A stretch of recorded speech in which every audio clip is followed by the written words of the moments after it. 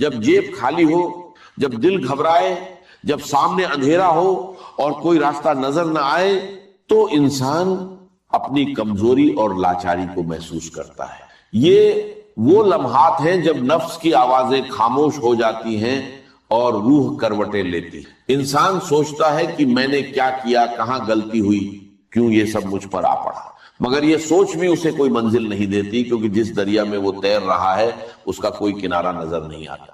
ایسے وقت میں دوست پہچانے جاتے ہیں، رشتے جانچے جاتے ہیں اور دنیا کی بے رحمی سامنے آتی ہے۔ وہی چہرے جو کبھی مسکراتے تھے اب منہ موڑ لیتے ہیں، وہی ہاتھ جو کبھی مدد کو بڑھتے تھے اب جیب میں چھپ جاتے ہیں۔ یہ دنیا کا قانون ہے، جب آپ کے پاس ہوتا ہے تو سب آپ کے پاس ہوتے ہیں، اور جب آپ کے پاس نہیں ہوتا تو کوئی نہیں ہوتا۔ مگر اس دنیا سے پرے ایک اور دنیا ہے، ایک اور نظام ہے، ایک اور رشتہ ہے جو کبھی ٹوٹتا نہیں۔ مگر جب زمین تنگ ہو جائے اور آسمان سے کوئی آواز نہ آئے، تب بھی ایک دروازہ ہے جو کبھی بند نہیں ہوتا۔ وہ دروازہ ہے اللہ کے ناموں کا، اس کی رحمت کا، اس کی قدرت کا۔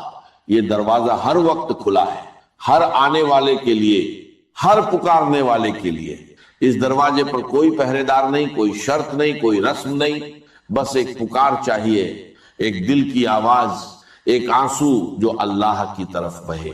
یہ تین نام، تین ایسی چابیاں ہیں جو غیب کے خزانے کھول دیتی ہیں، تین ایسی روشنیاں ہیں جو تاریک ترین رات میں راستہ دکھا دیتی ہیں، تین ایسے دریا ہیں جو پیاسے کو سیراب کر دیتے ہیں، اور تین ایسے سہارے ہیں جو ٹوٹے ہوئے کو سنبھال دیتے ہیں۔ پہلا نام ہے الرزاق۔ یہ نام اس حقیقت کو بیان کرتا ہے کہ اللہ تعالیٰ نہ صرف راجکر ہے بلکہ وہ بار بار ہر لمحہ ہر سانس کے ساتھ رزق دیتا ہے۔ رزق کا مطلب صرف پیسہ یا روٹی نہیں، بلکہ ہر وہ چیز ہے جو انسان کو زندہ رکھتی ہے۔ ہوا، پانی، روشنی، صحت، عقل، محبت، سکون، امید، یہ سب رزق ہیں، اور ان سب کا دینے والا ایک ہے۔ ارزاق وہ ہے جس نے ہر مخلوق کے لیے اس کا رزق مقرر کر رکھا ہے اور اسے مہیا کرتا رہتا ہے۔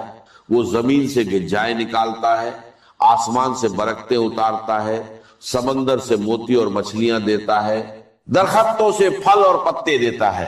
وہ پرندوں کو ان کے گھونسلوں میں رزق پہنچاتا ہے، مچھلیوں کو ان کے پانیوں میں، اور انسان کو اس کی جیب میں، اس کی پلیٹ میں، اس کے دل میں۔ اور ارزاق کا دائرہ لامحدود ہے، اس کا خزانہ کبھی خالی نہیں ہوتا، اس کی رحمت کبھی کم نہیں ہوتی، اور اس کی قدرت کبھی عاجز نہیں آتی۔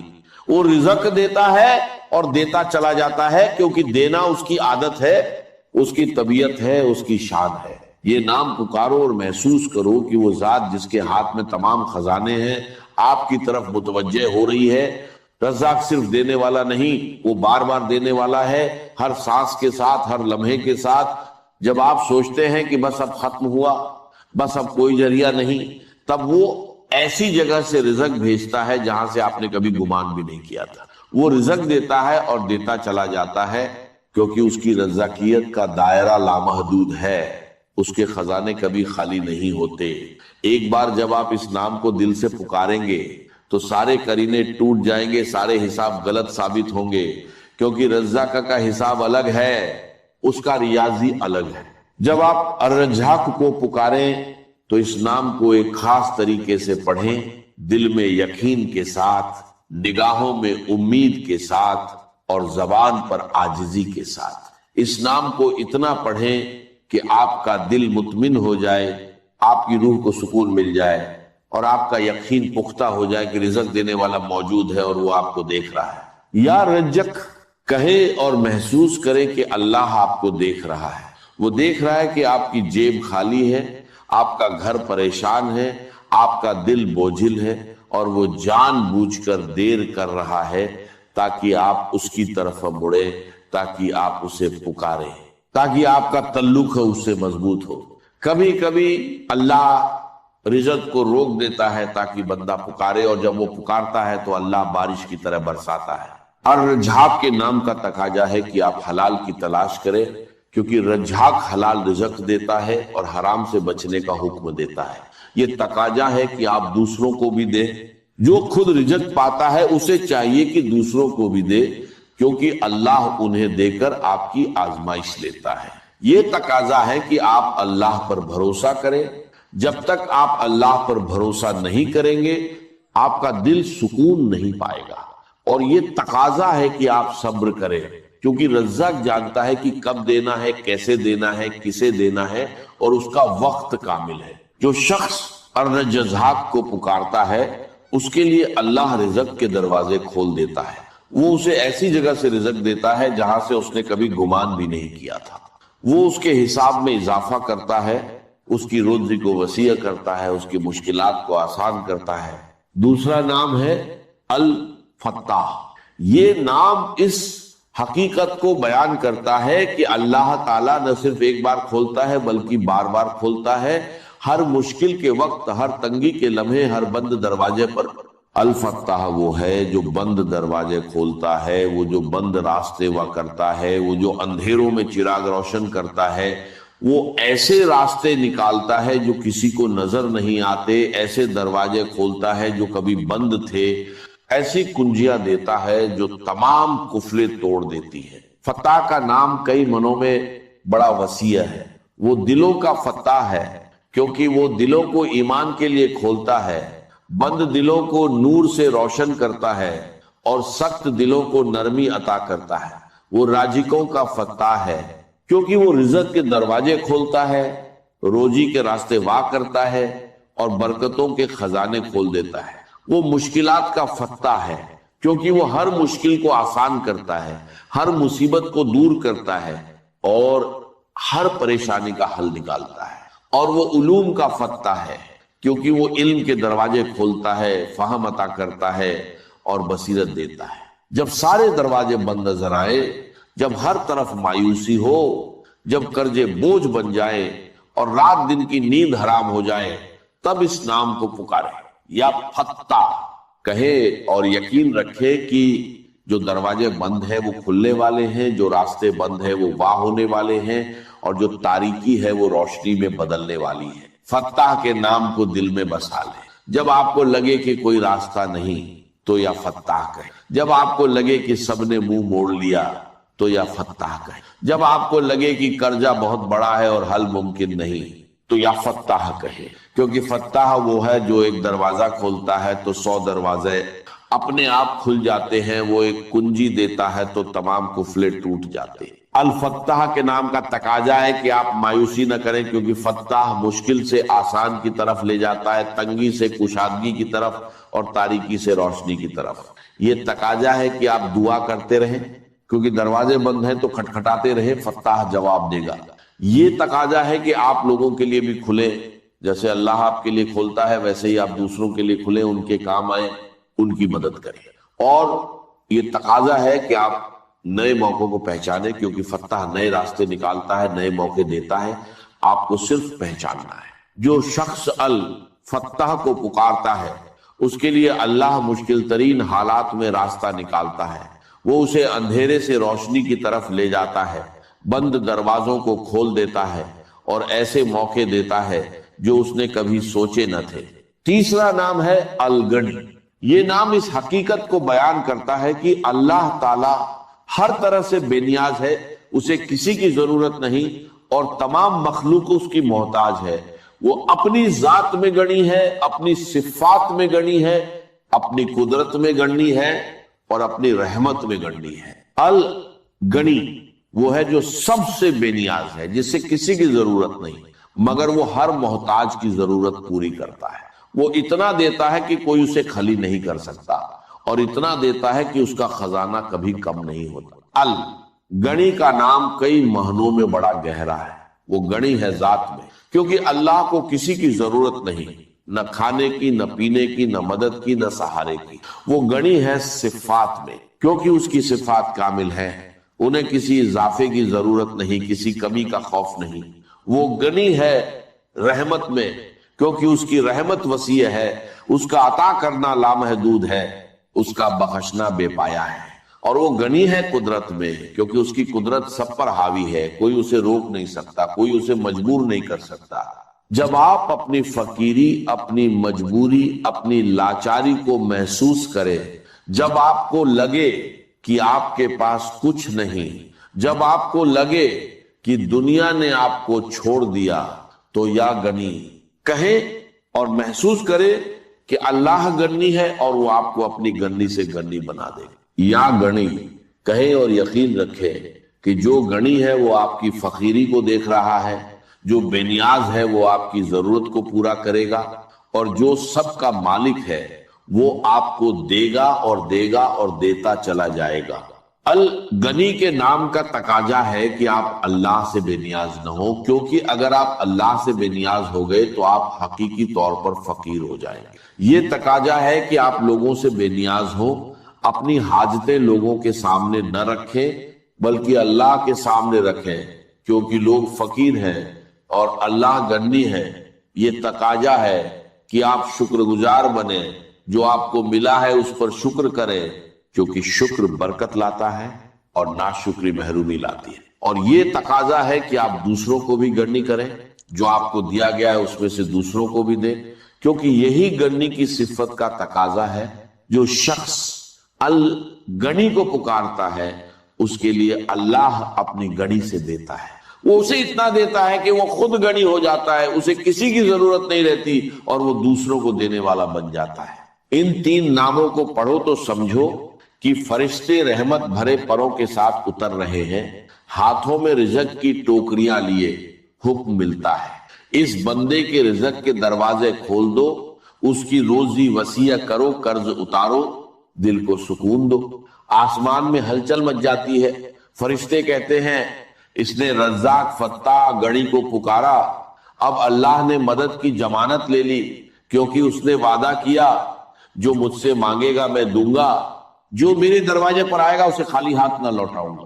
یہ تین نام غریبوں کا وہ خزانہ ہے جسے کوئی چھین نہیں سکتا، محتاجوں کا وہ سہارا ہے جو کبھی ٹوٹتا نہیں، اور مجبوروں کی وہ ڈھال ہے جو ہر حملے کو روک لیتی. یہ صرف الفاظ نہیں بلکہ اللہ کی صفات ہے، اس کی رحمت کے دروازے ہیں. جب آپ انہیں پکارتے ہیں تو آپ خود اللہ کو پکارتے ہیں اور وہ اپنی برکت، رحمت اور محبت آپ پر برساتا ہے. یہ جادو نہیں، روحانی حقیقت ہے. جو اللہ کو پکارتا ہے اللہ اسے جواب دیتا ہے. لہذا جب بھی تنگی، جیب خالی ہو یا دل گھبرائے، یا رزق یا فتاح یا غنی کا ورد کرے اور کامیابی ملے تو اسے اپنی طاقت نہیں بلکہ اللہ کا فضل سمجھے. ذکر کو سب سے پہلے اور سب سے اہم عامل کی حیثیت سے شمار کیا. چنانچہ اس کی پہلی آیت جو ہے سورہ آل عمران کے آخری رکوع کی، اس میں تو وہی مضمون جو میں بیان کر چکا وہ آیا ہے. ان فی خلق السماوات والارض واختلاف اللیل والنہار لآیات لأولی الالباب. یقیناً آسمان اور زمین کی تخلیق میں اور دن اور رات کے الٹ پھیر میں نشانیاں ہیں ہوش مندوں کے. ان کے ذریعے سے انسانی شعور کے اندر وہ معرفت رب اجاگر ہوگی. وہ پہلا مرحلہ اس نے طے کر لیا، وہ ڈورمنٹ معرفت اب ایکٹیویٹ ہو گئی. اب مزید فکر کا مرحلہ ہے جو اگلی آیت میں آیا ہے، الذین یذکرون اللہ قیاما وقعودا وعلی جنوبہم ویتفکرون فی خلق السماوات والارض ربنا ما خلقت ھذا باطلا سبحانک فقنا عذاب النار. یعنی تفکر جو ہے، ویتفکرون فی خلق السماوات والارض، وہ تفکر کرتے ہیں، غور و فکر کرتے ہیں آسمان اور زمین کی تخلیق میں، لیکن اس تفکر کے ساتھ لازماً ذکر، اور ذکر مدام، ذکر بھی وہ کہ جو مستقل ہو، ہر حالت میں ہو. الذین یذکرون اللہ قیاما وقعودا وعلی جنوبہم، وہ لوگ کہ جو اللہ کو یاد رکھتے ہیں، اللہ کا ذکر کرتے ہیں، کھڑے ہوئے بھی، بیٹھے ہوئے بھی، اور اپنے پہلوؤں کے بل یعنی لیٹے ہوئے بھی. اب ان تین کے سوا تو کوئی پوزیشن انسان کی نہیں ہے. اسی کا نام ہے دوام ذکر. اور اس کے ساتھ اگر وہ تفکر کرتے ہیں تو ان کا فکر اگلی منزل تک پہنچتا ہے. تو پہلی شے تھی فکر انسانی کی صحیح رخ پر مزید پیش قدمی اور پیش رفت، اور اس کے لیے لازم ہے ذکر و فکر کا امتزاج. دوسری چیز کو لیجئے عمل کی درستی. اس عمل کی درستی کے لیے اللہ تعالیٰ کے ساتھ ایک گہرے تعلق نہ ہو. اس لیے کہ صبر کی بحث میں یہ مضامین شاید آپ کے سامنے آ گئے ہو کہ صبر جہاں مصیبت پر صبر ہوتا ہے، تکلیف پر صبر ہوتا ہے، اللہ کے احکام پر جمنا یہ بھی صبر ہے. نفس کی خواہشات کی बाघ को थाम कर रखना, खींच कर रखना, ये भी सब्र है। और इस्तिकामत, किसी शय पर कायम रहना, ये भी सब्र है। तो अमल सही पर इस्तिकामत के लिए वस्बिर वमा सब्रुका इल्ला बिल्लाह, इस सब्र की सबसे अहम जो बुनियाद है, उसका जो सबसे बड़ा जरिया है, उसका जो सबसे बड़ा सहारा है, वमा सब्रुका इल्ला बिल्लाह, इसके लिए जरूरत है एक गहरे ताल्लुक की कि अल्लाह के साथ एक ऐसा ताल्लुक बरकरार रहे जो न सिर्फ गहरा हो बल्कि दाइम व कायम, मुसलसल। जरा जहूल होगा ताल्लुक में अल्लाह में, जरा कमी आएगी, शैतान का वार कारी हो जाएगा। इसी को हुजूर ने हदीस में यूं ताबीर किया है तमसीलन कि जो दिल अल्लाह की याद से गाफिल है, उस पर फारसी का वो मकूला भी है कि खाना खाली रा देव में गिरत, घर खाली रहे तो जिन्नात उस पर देव जो है आकर कब्जा जमा लेते हैं। तो खाना खल कल्ब जो है अगर याद खुदाबंदी से खाली हो गया तो शैतान इब्लीस लईन अपनी थूथनी टिका देता है। ये लफ्ज आता है सूअर के मुंह के लिए थूथनी, जिस तरह उसका निकला हुआ सा मुंह होता है आगे, तो ये लफ्ज इस्तेमाल किया गया कि वो अपनी थूथनी इंसान के दिल पर जमा कर और फूके मारनी शुरू कर देता है। तो शैतान को मौका ही तब मिलता है जब इंसान के ताल्लुक में अल्लाह के अंदर कभी वो खाना बिल्कुल खाली हो गया हो या इतना ज़ईफ हो गया हो कि कल अदम हो जाए, वो या कि नहीं। तीसरी चीज की तरफ आइए, रूहानी तरक्की। रूहानी तरक्की के लिए मैं एक इस्तिलाह के सामने ला रहा हूं, उससे मुराद क्या है? रूहानी तरक्की के लिए हमारी दीनी इस्तिलाह है तक़र्रुब इलल्लाह, अल्लाह से करीब तर होते चले जाना। इस पर मेरा किताबचा भी है। तक़र्रुब इलल्लाह के दो मदारिज, दो दर्जे, जो दर हकीकत एक हदीस नबवी अलैहिस्सलातु वस्सलाम ही पर मबनी है कि हुजूर ने एक दर्जा करार दिया है तक़र्रुब बिल फराइज, फराइज के जरिए से इंसान अल्लाह के का कुर्ब हासिल। एक है तक़र्रुब बिल नवाफिल, नवाफिल के जरिए से अल्लाह का कुर्ब हासिल। उनमें क्या निस्बत और तनासुब है? अहमियत के एतबार से कौन बढ़कर है, बुलंदी के एतबार से कौन बढ़कर है, ये तमाम मसाइल मैंने अपनी उस तकरीर में बयान किए थे जो उस किताब के में शाये हुई है। इस वक्त मैं उसकी तफसीर में नहीं जा रहा, सिर्फ ये तस्करा इसलिए कर रहा हूं कि जिनको भी ख्वाहिश हो जाए वो उसका मुताला करे। हमारी इस वक्त की गुफ्तगू से वो किताबचा इस जगह पर मुंसलिक होगा। तो तक़र्रुब इलल्लाह, ये तक़र्रुब कोई फिजिकल फिनोमिनन नहीं है, जिस्मानी या मादी मसला नहीं है। अल्लाह से कुर्ब ये नहीं है कि कोई करोड़ों मील का फासला है, अब हमें कोई रस्सी पर चढ़ना है ऊपर बड़ी मेहनत और मुशक्कत से। फसल तो है ही नहीं, फासला है ही नहीं, गोद है ही नहीं। नहनु अक़रबु इलैहि मिन हब्लिल वरीद, हम तो इंसान से उसकी शहरग से भी ज्यादा करीब। हुवा माकुम ऐनमा कुंतुम, वो तो तुम्हारे साथ ही होता है जहां कहीं भी तुम हो। बस सिर्फ ये कि तुम्हारी तवज्जो नहीं होती, तुम और चीजों में मशगूल और मसरूफ रहते हो, तुम हमारी तरफ ध्यान ही नहीं देते, तुम हमारी तरफ मुतवज्जे ही नहीं होते।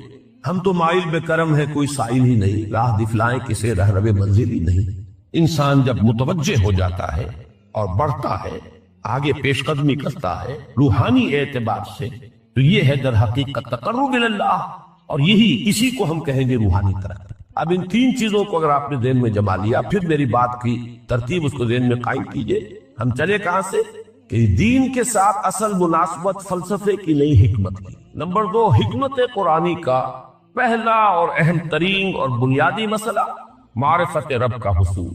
इसका नतीजा शुक्र खुदा, उसका जरिया आयात आफाकी, आयात अनफुसी, और सबसे बढ़कर आयात कुरानिया जो अज़्ज़िक्र, जो तज़किरा है, जो जिक्र है। लेकिन इस पहले मरहले को अगर कोई इंसान बफज़्ल ही ताला, अल्लाह के फजल करम से तय कर ले, अब उसके सामने तीन मसले, फिक्र की मजीद पेशरफ्त, मजीद पेशकदमी सही रुख पर, उसके लिए जिक्र और फिक्र दोनों का इम्तिज़ाज। फ़क़्र कुरान इख्तिलाते ज़िक्र व फिक्र, अल्लज़ीना यज़्कुरूनल्लाह क़ियामन व क़ुऊदन व अला जुनूबिहिम व यतफ़क्करून फ़ी ख़ल्क़िस समावाति। दूसरी शय अमल का दुरुस्त रहना, न इफ़रात व तफ़रीत हो, अदम तवाज़ुन हो, न इंसान नफ्स से मग़लूब हो जाए, न इंसान जज्बात की रौ में अंधा हो जाए, न इंसान माहौल से मरूब होकर मुतासिर हो जाए, सही रुख पर उसका अमल। नंबर 3, रूहानी तरक्की, जो असल हासिल है, जो असल मकसूद है। नंबर 2 चीज के लिए ताल्लुक में अल्लाह जरूरी, नंबर 3 के लिए तक़र्रुब इलल्लाह हो। अब गौर कीजिए ان تینوں چیزوں کا بڑا گہرا تعلق ہے نماز کے ساتھ، ان تینوں کے لیے ستون کی حیثیت نماز کو، لہذا ایمان کے بعد یا معرفت رب کے بعد حکمت دین کا اہم ترین مسئلہ نماز، صلاۃ، اس لیے کہ ایک طرف یہ انسان کو اللہ کے ساتھ ایک گہرے تعلق کا ذریعہ فراہم کرتی، اپنے تمام مصروفیات میں سے ان مشغولیتوں میں جن میں گم ہونے کا خدشہ ہوتا نکلو، 24 گھنٹے کے معمولات میں سے کم 5 مرتبہ تو لازماً نکلو، اور اپنے آپ کو ذرا، اپنے حواس کو بھی، اپنی باطنی کیفیات کو بھی ذرا تازہ کرو۔ اگر کوئی گندگی، نجاست، کسی طرح کی ناپاکی کا کوئی معاملہ ہے، طہارت حاصل، طہارت سے تمہارے اندر روح کو بھی بالیدگی ہوگی، تمہارے حواس بھی تازہ ہوں گے، تم گویا کہ بحیثیت کل تمہاری ہستی چاق و چوبند ہو جائے، وہ کسل، وہ سستیاں، وہ جو ایک کثافتیں ہوتی ہیں، ان سب سے نجات حاصل کرو، اور اب اپنے رب کے حضور میں کھڑے ہو جاؤ، اس کے ساتھ اپنا عہد بھی تازہ کرو، اس کی اہم صفات کو بھی اپنے ذہن میں پھر مستحضر کرو۔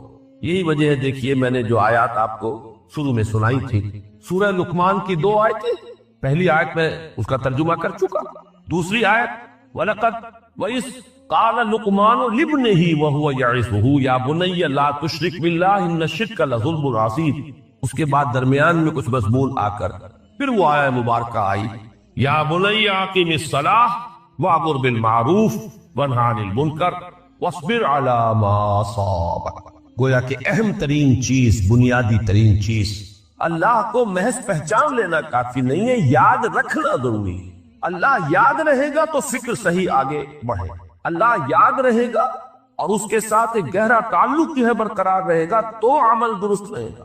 بالکل یہی بات سورہ طٰہٰ میں جو پہلی وحی حضرت موسیٰ علیہ السلام پر ہوئی، اور پہلا مخاطبہ ہے چونکہ حضرت موسیٰ کو یہ انبیاء کرام کے مقدس گروہ میں ایک امتیازی حیثیت حاصل ہے کہ ان سے براہ راست گفتگو ہوئی ہے، اگرچہ صرف ایک پردہ تھا، اوٹ من ورائے حجاب گفتگو ہوئی ہے، لیکن یہ کہ کوئی فرشتے کا درمیانی جو ہے وہ لنک نہیں تھا، براہ راست اللہ تعالیٰ نے حضرت موسیٰ علیہ السلام سے کلام فرمایا، کلم اللہ موسیٰ تکلیما، موسیٰ سے تو اللہ نے کلام فرمایا جیسے کہ کلام کیا جاتا تھا۔ تو پہلا مخاطبہ ہے، یہ پہلا مکالمہ ہے، پہلی وحی کہیے، اسی میں یہ الفاظ بھی موجود ہیں، اننی انا اللہ لا الہ الا انا فاعبدنی واقم الصلاۃ لذکری۔ یہ گویا کہ حکمت قرآنی کا ایک بہت بڑا خزانہ ہے یہ آیت مبارکہ، کہ خود حضرت موسیٰ علیہ السلام کو جو ہدایت دی جا رہی ہے، میں ہوں، میں اللہ،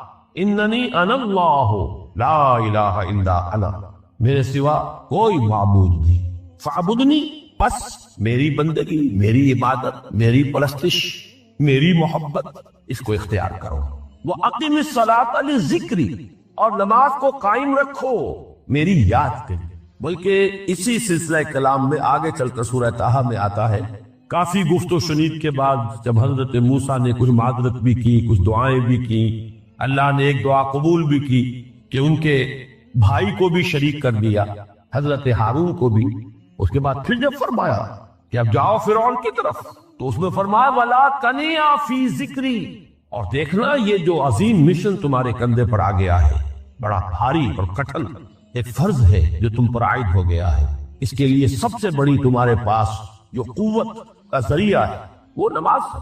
اقیم فلا تنیا عن ذکری، میری یاد میں کبھی غفلت نہ کرنا، اس میں کبھی کوئی کمی نہ آنے دینا۔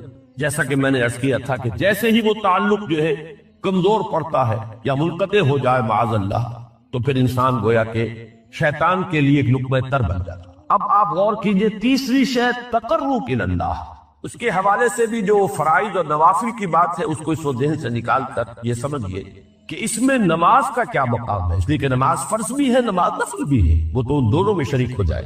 اب اس کو لفظ صلاۃ کے حوالے سے آپ ان دونوں چیزوں کو سمجھیں، صاد لام واو یا یہ چونکہ حروف علت ایک دوسرے سے بدلتے رہتے ہیں، یہ جو مادہ ہے اس کی جو خالص لغوی اصل ہے، جو خالص عربی زبان میں اس کا بنیادی مفہوم ہے، وہ آگ جلانا یا آگ تاپنا یا آگ سینکنا، حرارت حاصل، لہذا بار بار آتا ہے جہنم کے ذکر میں، اسلوہا، اب جلو اس میں، تاپو اس کو، یہ سینکے گی تمہیں، بلکہ تسقلون کا لفظ آیا ہے حضرت موسیٰ کے کلام میں، جب وہ گئے تھے کوہ طور پر، جب پہنچ گئے تو تھے آگ تک کی تلاش میں، لعلکم تسقلون، تو اپنے اہل خانہ سے یہی کہا تھا کہ مجھے کہیں وہ روشنی نظر آ رہی ہے، غالباً کوئی وہاں سے آگ مل سکے گی، ورنہ یہ کہ کوئی رہنمائی کو رستہ مجھے مل سکے گا، میں وہ آگ لے آؤں گا، کوئی چنگاری وہاں سے لے آؤں، لعلکم تسقلون، تاکہ تم، اب یہ اصطلاح در حقیقت باب افتعال ہے، اور یہ تے یہاں پر طوع کی شکل اختیار کر گئی، تا نے طوبن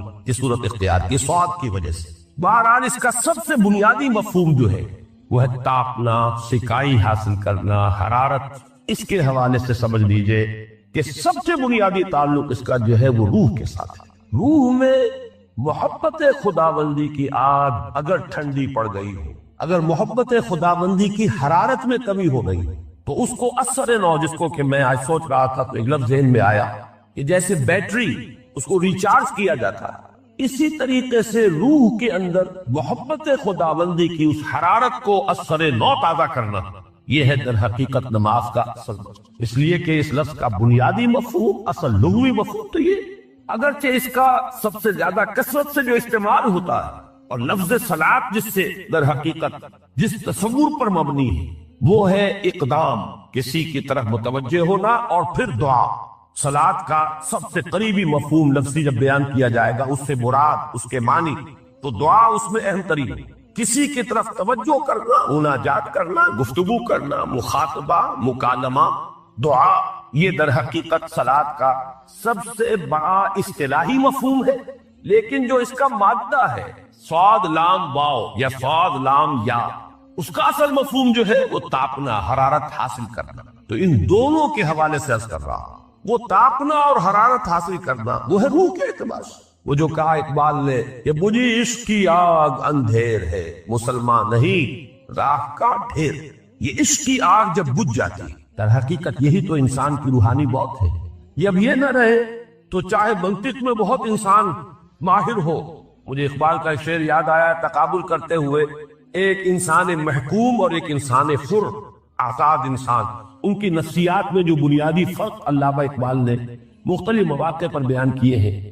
محکوم ہے بیگانہ اخلاص و مروت، ہر چند کے منطق کی دلیلوں میں ہے چالاک، تو منطق کی دلیلوں میں انسان چالاک ہو جائے اور وہ لغت ہائے حجازی کا وہ ایک خزانہ بن جائے، اسے تمام الفاظ کے معنی یاد ہو، وہ بڑے مسائل فقہ کے اسے ازبر ہو، جزیات، بے انتہا جزیات جو ہے وہ مستحضر ہو، فلسفے کے بڑے بڑے مسئلے اس نے حل کر لیے ہیں، لیکن اگر روح میں وہ اللہ کی محبت کی آگ نہیں ہے، وہ تپش نہیں، بجھی عشق کی آگ اندھیر ہے، مسلمان نہیں راہ کا ڈھیر۔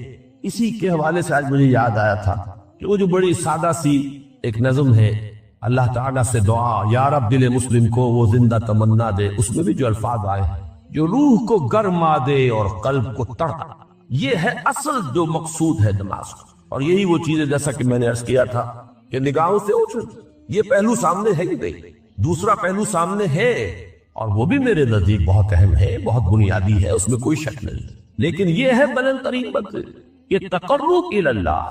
اگر کوئی مسلمان اپنے کسی بھائی کی ضرورت پوری کرنے میں لگ رہا ہے، اپنا وقت صرف کر رہا ہے، اللہ اس کی ضرورت پوری کرنے کے لیے کر دیتا ہے، بہت عمدہ مقام ہے۔ اللہ نے ہر چیز کے لیے ایک اندازہ مقرر کیا، کب اللہ کی مدد آئے گی یہ اس نے طے کیا ہوگا۔ You have to qualify, pre qualification condition, تب مدد آئے گی۔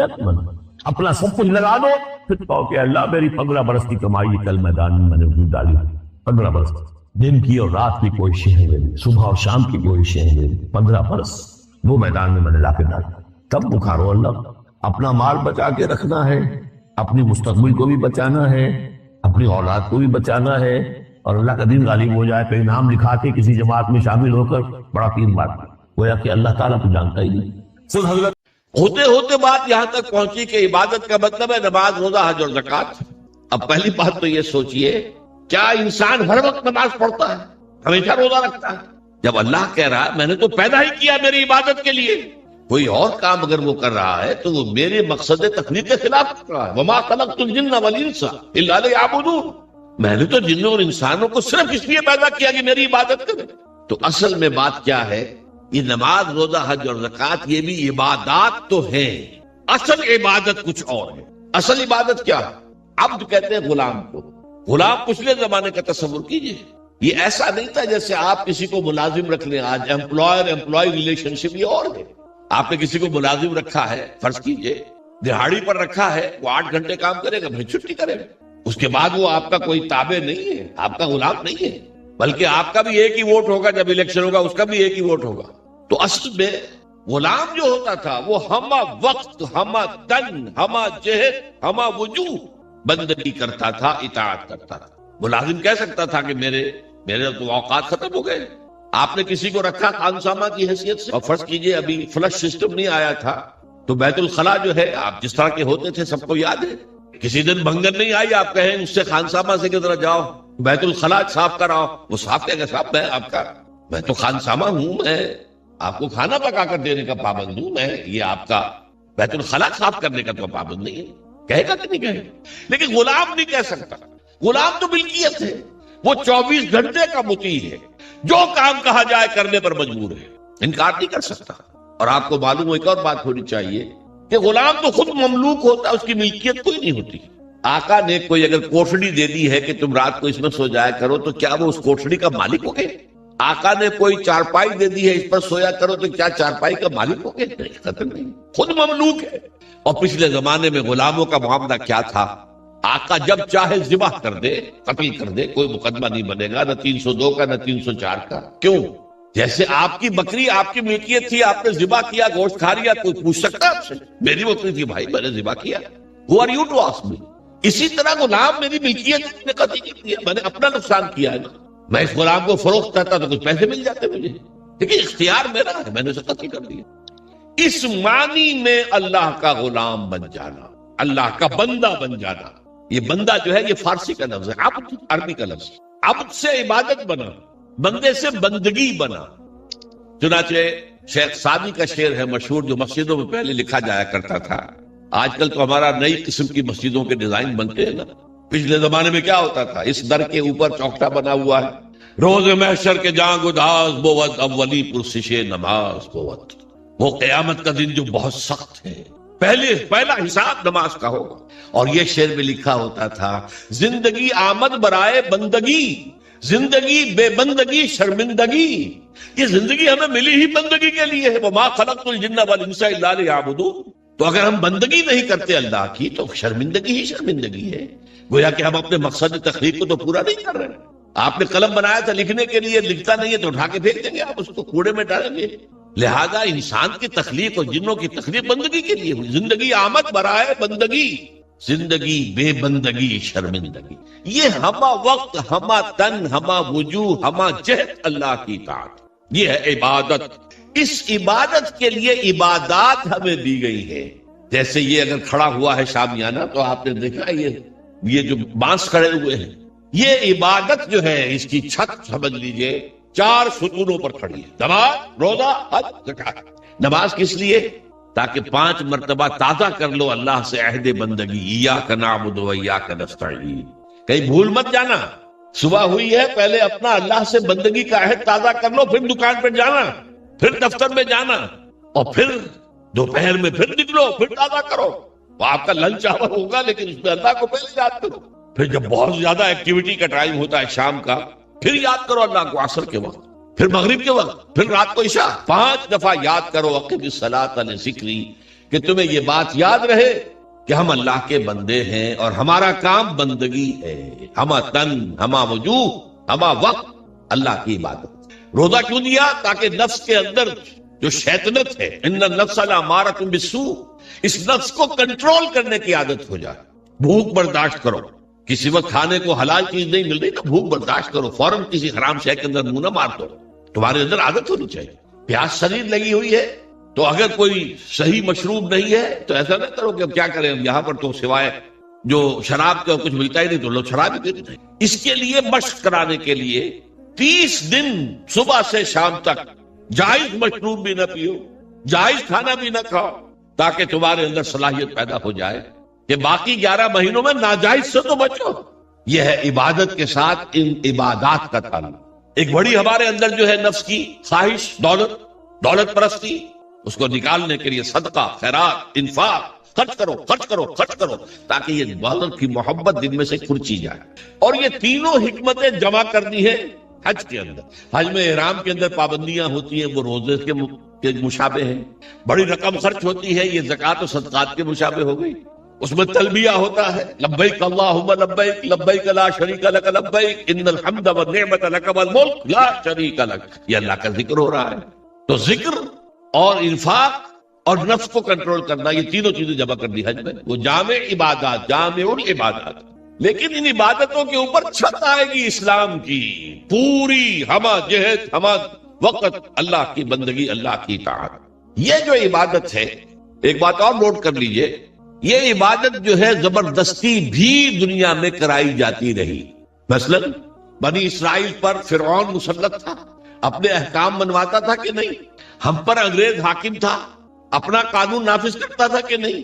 تم اپنے قانون رکھو گھروں میں، تمہارے کتاب میں لکھا چور کے ہاتھ کاٹو، ہم نہیں کاٹیں گے، تمہاری سنت ہے رسول کی، شادی شدہ ہو زانی یا زانیہ اس کو رجم کرو، غیر شادی شدہ 100 کوڑے لگاؤ اور اعلان برسر عام لگاؤ، جاؤ رکھو اپنے گھر میں، آیتیں پڑھ لیا کرو، ثواب لے لیا کرو، یہاں تو ہمارا قانون چلے گا۔ اور ہم اطاعت کرتے تھے کہ نہیں؟ یہ اطاعت جو ہے یہ فورس تھی، زبردستی کی تھی، جبر کے ساتھ تھی، اس کو عبادت نہیں کہیں گے۔ عبادت وہ اطاعت ہے اللہ کی اور اس کے رسول کی جو اپنی دلی آمادگی سے کی جائے، اللہ اور اس کے رسول کی محبت میں سرشار ہو کر کی جائے۔ یہ ڈائمنشن جو ہے عبادت کی کہ محبت اس کا جزو لازم۔ اللہ لا ایمان لمن لا محبت لہ، دیکھو جس کے اندر محبت نہیں ہے اللہ کے اس کے رسول کی، اس کا کوئی ایمان نہیں۔ اللہ کا عشق، اللہ کے رسول کا عشق، اس سے سرشار ہو کر اللہ کی اطاعت، اللہ کے رسول کی اطاعت پوری زندگی میں، یہ عبادت ہے۔ اور اس میں نوٹ کیجئے، اس عبادت میں اللہ کی اطاعت بھی ہے، رسول کی اطاعت بھی ہے۔ نماز آپ پڑھتے ہیں کیسے پڑھتے ہیں؟ جیسے رسول نے سکھائی صلی اللہ علیہ وسلم۔ صلو کما رأیتمونی اصلی، نماز ایسے پڑھو جیسے مجھے دیکھتے ہو کہ میں پڑھتا ہوں۔ صحابہ نے حضور کو دیکھا، تابعین نے صحابہ کو دیکھا، تابعین نے تابعین کو دیکھا، یہ نسل بعد نسل۔ تو نظام جو بنتا ہے عبادت کا، اس میں اللہ کی اطاعت بھی ہے اور اللہ کے رسول کی اطاعت۔ اطیعوا اللہ واطیعوا الرسول، بار بار قرآن میں آتا، بار بار آتا۔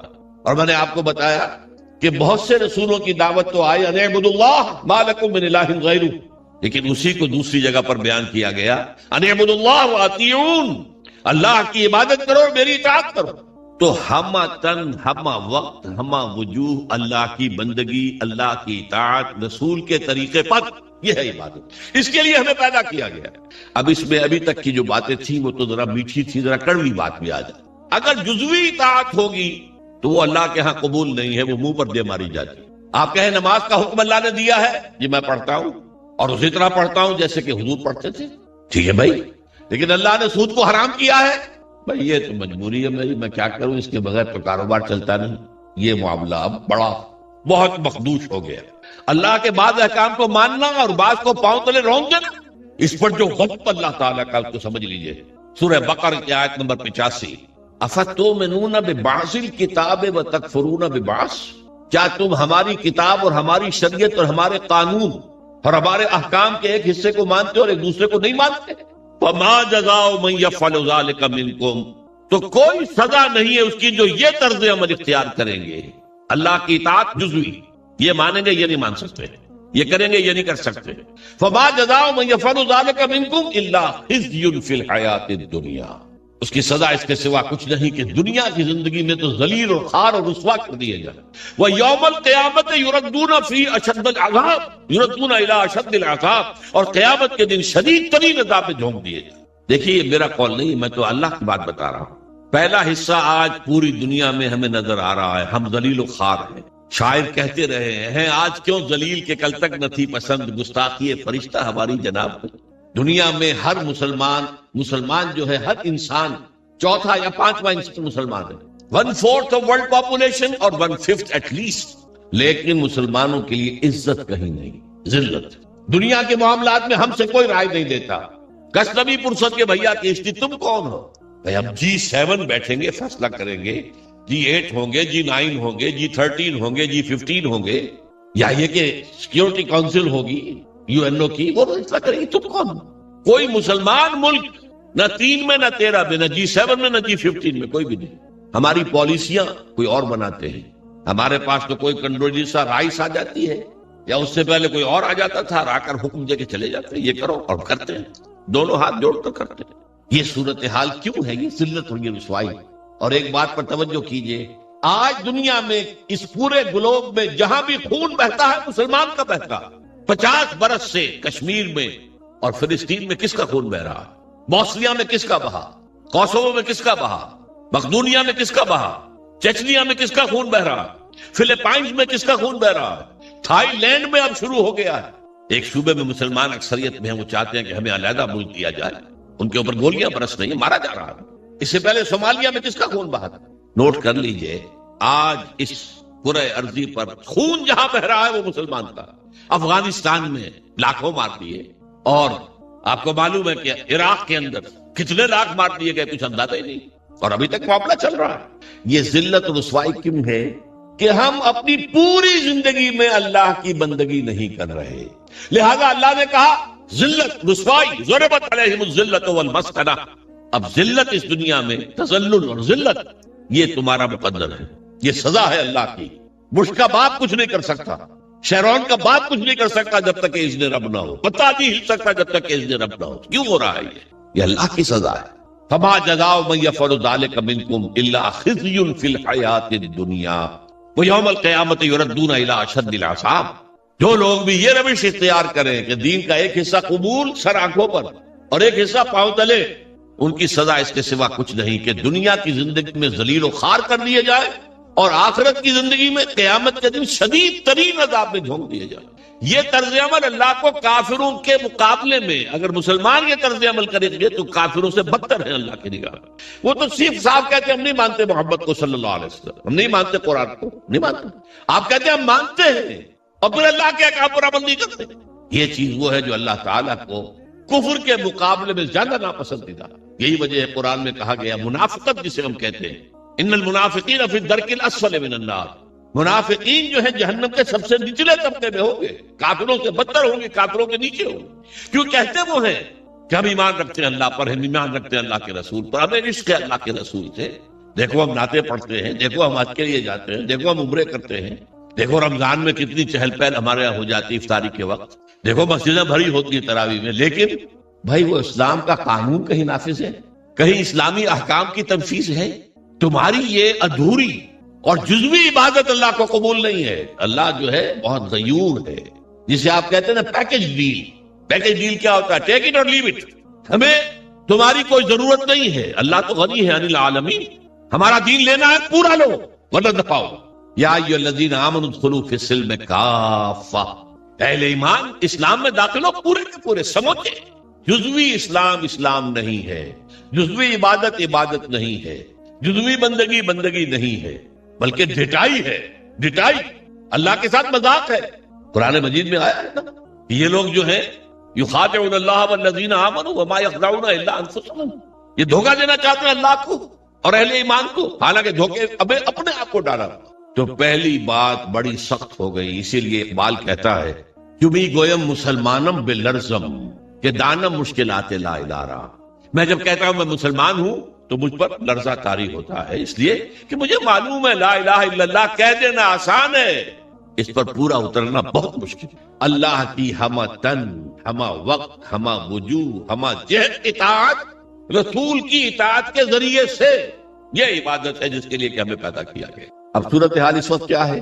ظاہر بات ہے کہ میں اور آپ یہاں پر اللہ کا شریعت نافذ ایک دم تو نہیں کر سکتے، لیکن ہماری عبادت جو ہے وہ تو ادھوری ہو گئی. ہم اس ملک کے فرد ہیں، ہم شہری ہیں، ہم ووٹ ڈالتے ہیں، ہم لوگوں کو چنتے ہیں، وہ جا کر جو ہے حکومتیں بناتے ہیں. لیکن حکومت وہ ہے جو اللہ کے احکام کو نافذ نہیں کر رہی، جس کو کہا گیا وَمَن لَّمْ يَحْكُم بِمَا أَنزَلَ اللَّهُ فَأُولَٰئِكَ هُمُ الْكَافِرُونَ. جو اللہ کی اتاری ہوئی شریعت کے مطابق فیصلے نہیں کرتے وہی تو کافر ہیں. تم نے کسے کافر سمجھا ہے؟ بتوں سے تجھ کو امید ہے، خدا سے نو امیدی. مجھے بتا تو صحیح، اور کافری کیا ہے؟ کافری تو یہی ہے وَمَن لَّمْ يَحْكُم بِمَا أَنزَلَ اللَّهُ فَأُولَٰئِكَ هُمُ الْفَاسِقُونَ وَمَن لَّمْ يَحْكُم بِمَا أَنزَلَ اللَّهُ فَأُولَٰئِكَ هُمُ الظَّالِمُونَ. یہ تین فتوے ہیں مفتی اعظم، اللہ سے بڑا مفتی تو کوئی نہیں، اور تین فتوے اس کے ہیں یہ جو اللہ کی اتاری ہوئی شریعت کے مطابق فیصلے نہیں کرتے، وہی تو کافر ہیں، وہی تو مشرک ہیں، وہی تو فاسق ہیں، باغی. یہ سورہ مائدہ کے 7ویں رکوع کے اندر یہ تینوں فتوے موجود ہیں۔ اب کیا کریں؟ ہمارا پورا معاشی نظام سود پر مبنی، انٹرسٹ بیس کیپیٹلسٹک سسٹم، یہودیوں کا ایجاد کردہ نظام، بینکنگ آج پوری دنیا میں۔ اب ہم بھی اس کے اندر زیادہ سے زیادہ آپ یہی کر سکیں گے نا کہ براہ راست ملوث نہ ہو، نہ آپ بینک سے قرضہ لیں سود پر، نہ بینک میں رقم رکھیں اور سود لینے کے لیے، یہ تو کر سکتے ہیں آپ، یہ بھی آپ نہیں کرتے تو آپ مجرم ہیں۔ لیکن یہ ہے کہ آپ اپنی معیشت سے سود کو خارج تو نہیں کر سکتے۔ حضور نے فرمایا ایک زمانہ آئے گا کہ لوگ اگر سود کھائیں گے نہیں تب بھی سود کا دخان، دھواں اور سود کا غبار، گردہ ان کے اندر جائے گا لازماً۔ کیوں؟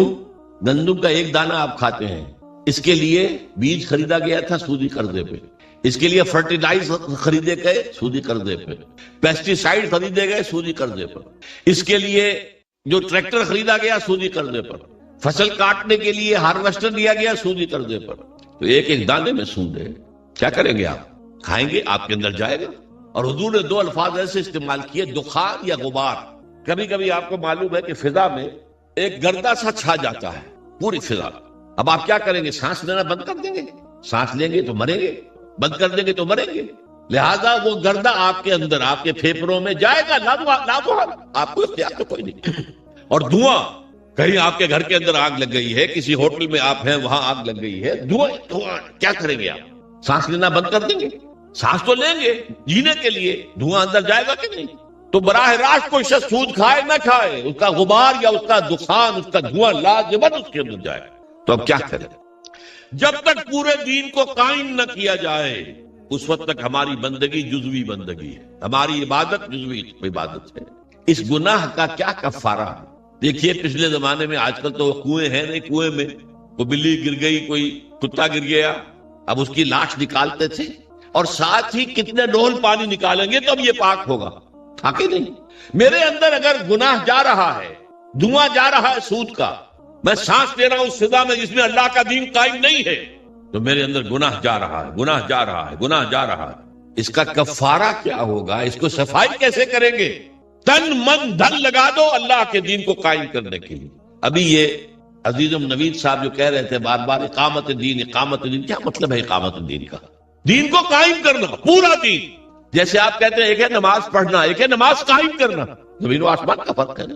اقیم الصلاۃ، اقیم الصلاۃ، اقیم الصلاۃ۔ یہ قیام جو ہے نماز کا نظام کا، اس کے لیے مسجدیں تعمیر ہوتی ہیں، اس کے لیے امام اور خطیب رکھے جاتے ہیں، وہاں پر بر وقت جماعت ہوتی ہے، ایک امام کے پیچھے کھڑے ہو کر ہم نمازیں پڑھتے ہیں، یہ نماز کا نظام ہے۔ اسی طریقے سے دین کا نظام، اقیم الدین، دین کو قائم کرو، اور اسی کو کہا وَيَكُونَ الدِّينُ كُلُّهُ لِلَّهِ، دین پورا کا پورا اللہ کا ہو جائے۔ فوجداری قوانین بھی اسی کے ہوں، دیوانی قوانین بھی اسی کے ہوں، وراثت کا قانون بھی اسی کا ہو، سود کو جڑ سے نکال کے پھینکا جائے، بیع و شرع کی جو حرام شکلیں ہیں ان کو ختم کیا جائے، جوئے کا خاتمہ کیا جائے، بے پردگی بے حیائی کا خاتمہ کیا جائے۔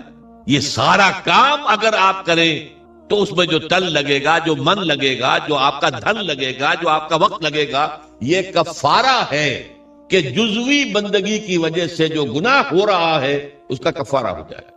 اگر آپ یہ نہیں کرتے تو اس کا مطلب یہ کہ آپ بھی اسی نظام کے حامی ہیں۔ وہ دیکھیے جو کہا تھا نا بش نے یا اس کے سیکریٹری پاول نے 11 ستمبر 2001 کو، آر یو ود اس اور اگینسٹ اس، یاد ہے؟ اور ہمارا کمانڈو صدر اور وہ پتاشے کی طرح بیٹھ گیا تھا آپ کے ساتھ۔ جی اللہ بھی یہ کہتا تم میرے ساتھ ہو یا میرے خلاف ہو، نو گرے ایریا ان بٹوین، یا میرے ساتھ ہو میرے وفادار ہو۔ تو جتنے دین پر عمل کر سکتے ہو اتنے پر تو کرو نا۔ نمبر 1، آخر سود سے غبار سے نہیں بچ سکتے، براہ راست تو سود سے بچو، نہ سود پہ رقم رکھ کر کھاؤ اور نہ سود پر رقم لے کر اپنا کاروبار بڑھاؤ، اپنی بلڈنگیں جو ہے اور اونچی کرو، نہیں یہ تو کر سکتے ہو۔ پردہ تو اپنے گھر میں رائج کر سکتے ہو کہ نہیں؟ اللہ کا شکر ہے ابھی پاکستان میں تو کوئی ایسا ڈکٹیٹر نہیں آیا۔ اگر کچھ زیادہ وقت مل گیا ہماری شامت اعمال سے اس شخص پرویز مشرف کو تو شاید وہ وقت بھی آ جائے کہ پردے پر پابندی کر دی جائے، کوئی عورت برقع نہیں پہنے۔ ہو چکا ہے دنیا میں، محسن ممالک میں ہوا، مصطفیٰ کمال پاشا جو آئیڈیل ہے اس کا، اس نے یہی تو کیا تھا، پردہ ختم، انگریزی لباس پہننا لازم، عربی میں نہیں اذان دے سکتے ہو نہ نماز پڑھ سکتے، ترکی زبان میں نماز پڑھو، ترکی زبان میں اذان۔ یہ سارا کمال اتاترک نے کیا تھا، اور اس نے آتے ہی کہا تھا کہ میرا آئیڈیل وہ ہے۔ یہ تو اللہ کو معلوم ہے کل کیا ہونا ہے. بڑے بڑے جبار اور بڑے بڑے طاقتور لوگ آئے ہیں اور آج نسیم منسیاں ہیں. کہاں گیا وہ فیلڈ مارشل ایوب خان؟ کہاں گیا وہ یحییٰ خان؟ کہاں گیا بھٹو؟ کہاں گیا ضیاء الحق؟ تو بڑے بڑے تنتنے والے بڑے بڑے دبدبے والے لوگ آئے ہیں، وہ سب نسیم منسیہ ہو گئے. تو میں نہیں کہہ سکتا کہ اس کے لیے ابھی کتنے دن ہیں. اللہ تعالیٰ کی طرف سے اگر مہلت اسے ملے گی